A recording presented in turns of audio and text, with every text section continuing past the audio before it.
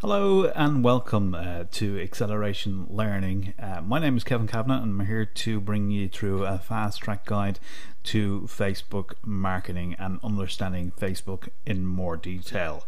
So let's kick things off by going through what we're going to cover in this video. We're going to be talking about niche marketing, personal pages versus fan pages, ways to quickly build more fans, converting fans into a database or a mailing list, which in turn will bring profit into your business. So let's kick things off and keep things rolling here. Now what I want to do is talk to you about a very important topic. Okay, it's called the law of supply and demand.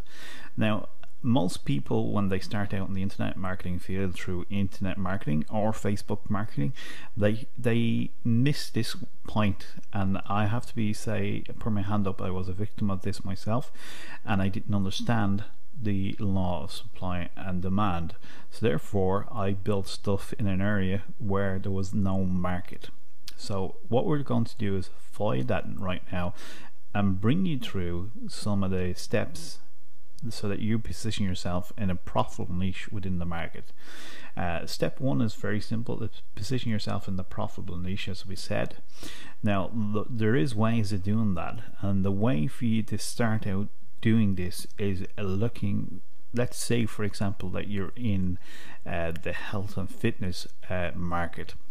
Well, if somebody came to you and said to you, you were at a party and somebody said to you what you do, and you say I'm in Facebook marketing or internet marketing, and they say, well, what area are you in? And you say health and fitness, it's too large for them to understand it. So health and fitness could be anything really. It could be bodybuilding, it could be running, it could be jogging, it could be anything at all. Okay, so let's take for example that it is actually the health and fitness area. It's still too big, so we've got to break that down into a smaller niche market.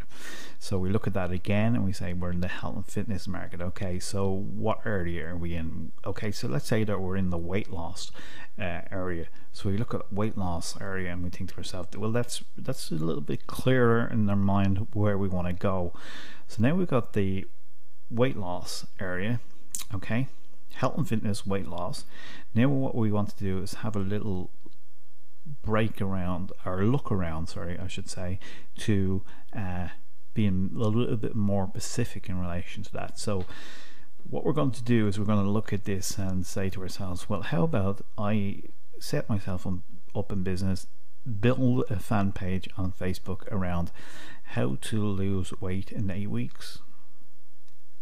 That's a much better niche market to go after rather than go after the whole lot, okay, of health and fitness. So imagine if you, that's called super niching. It's a way for you to break down, to be specific about the actual market that you're after. And then what we're going to do is, once we position ourselves in that niche or super niche, we're going to build a list of people interested in that niche. It's very simple when you put it down and break it down into these 3 steps. The third one is to market relevant products to that list and niche, and discover obviously the power of super niches, which I've already talked about. And again, the super niche is very simply the health and fitness market is too big. So we go into something like weight loss. The weight loss market is still too big. So a super niche is something like how to lose weight in 8 weeks by watching TV. How about that one? That sounds really good. It mightn't work, but it sounds good. I'm only joking there, but you get the idea. It's really focused on the area specifically, and if we use that then in our fan pages, we'll get a lot more people, targeted audience in relation to that. So let's go on and keep things flowing here. And what we're doing is going to talk about how to build a long-term asset on Facebook. And this is very important as well, because we all know who owns Facebook, and it is the wonderful Mark, and you can fill in the blank to the second name. You all know who it is. Okay, so he owns Facebook. Okay, but who owns your Facebook page? And this is what I want you to get you to think about, because it's not yours. it doesn't belong to you. It belongs to Mark down here in the corner.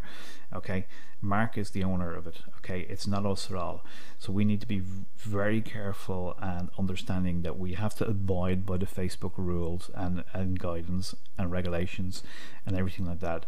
So as a marketer, we need to respect that, but we also need to understand that we need to build our own marketing list of people, because the money is in the list. We build a list of people, and then what we do with that list is we can market to them over and over and over again, rather than once. If somebody comes to your Facebook fan page and you don't have an opt-in form, which we call as an opt-in form on your website, what happens is somebody will come there, look at it and go away again. Whereas if we offer them something of value, they'll exchange their name and email address with you, and then we can market relevant products in that niche market to them over and over again. So our main aim here is to build our mailing list to make more profit, and again, those relevant products to the list. Okay, so just think about that. You do not own Facebook. It's a great platform. Mark down here in the corner is the owner of Facebook. Okay, and I'm sure he has his people with his ever since he went on the flotation market, other people have come on board as well, but they are the stakeholders and the shareholders, and they own it more than what we do. And it's a very important point. Sometimes people miss this altogether because it's so easy to use, and people just love it. Okay, so here we go. We keep things flowing now, and what we're going to do is talk about the personal profile versus your fan pages. Your personal profile is all about you. It's all about what you do, the movie that you went to, the holiday pictures that you're sharing with people. There's nothing commercial on this page. You don't want to be talking about fan pages or positive stuff, unless people are interested in that, obviously.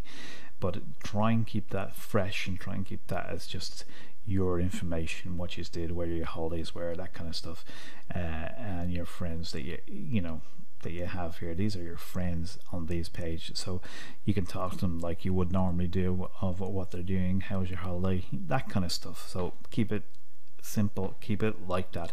Now, for a while it took me a long time to understand this, but let's make it a little bit more easy to understand. Now, the fan page is a commercial use. That's what we're going to do. Facebook have come along and said we can use it as a commercial identity, and we're going to use that to our advantage. Okay, we're going to post on our Facebook fan pages and this is to generate free traffic. So when we post good content on the website, okay, and Facebook say that's good content, there's a thing called edge ranking, and basically is what we have is that we have engaging conversations with people that Facebook use kind of algorithms to determine whether that'll turn up in the person's news feed. So it's very important to have that engaging conversation.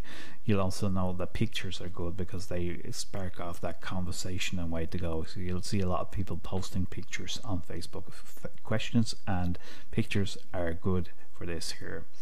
Now, we can also track what's happening in relation to where the traffic is coming from, and one of the good tools to do that is a thing called Google Analytics. And basically what we do is we can copy a code into our fan pages and also into our website, external website, which we can draw traffic to as well, so that we know where the actual statistics are coming from, and obviously where the people are logging on to what page and so forth. Okay, it's a good tracking device there.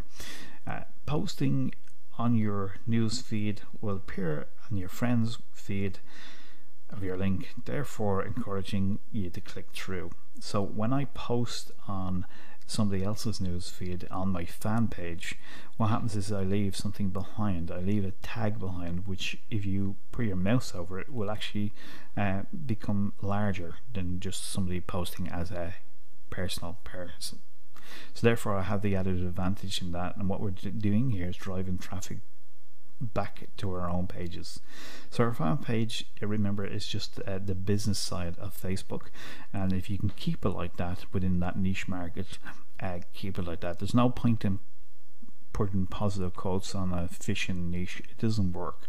Okay, positive quotes on somebody like Jim Rohn or Les Brown or Anthony Robbins' website, they're acceptable because they're all in the same niche.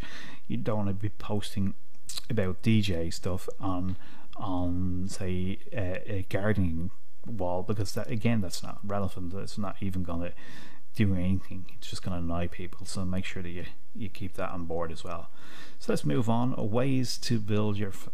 ways to build your more fans on your web pages. Invite your friends that you have already, and you can do this from your own Facebook fan page. You can post interesting, relevant updates as well. And if you do this 4 times a day, 3 to 4 times a day, it's going to keep things fresh and moving. And the more interaction that you have, again, the algorithms from Facebook will recognize that.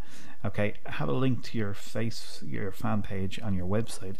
I see this tons of times, lots of people not taking advantage of this. Okay, offer incentives for people to give you their email address and exchange. Basically what we want to do is we want to give away a free ebook or enter a competition where they give us their name and email address. And again, our sole purpose here is to market to them over and over again in that niche marketplace. If you want to have major action fairly quickly, there is a website called Fiverr.com. It's FIVERR, I think the way they spell it, .com. Google it and just check it. And basically what happens is, here you go to this, you buy a gig for somebody, and what they'll do is they say they'll get 1,000 fans to your fan page within 24 hours or 48 hours or whatever it is. And this is a very quick way to get a lot of people viewing your pages, and a lot of people means a lot of action in relation to interaction, and again promoting this page much faster, and everything, more and more people see your views. Cross promotion is a very simple concept. Basically what you can do is you can go to people who have loads of people on their fan page who are in your niche, obviously. So you go to somebody and say that if you have your own health and fitness fan page, you go to somebody else in that specific niche and you do what's known as cross promotion. You're promoting the same product.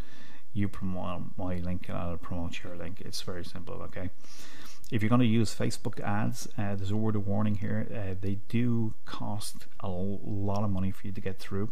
Not a lot of money, but they do cost money, and over a period of time, if you don't keep an eye on this, it could actually generate into a little bit more money spent to get fans. The other methods that I've talked to you about here, especially if you're posting in somebody else's form and taking the time out to do it 20 minutes a day, you're going to generate free traffic. The Fiverr is a cost, and of course the Facebook traffic as well is a cost as well. So just be aware of those when you're going through that.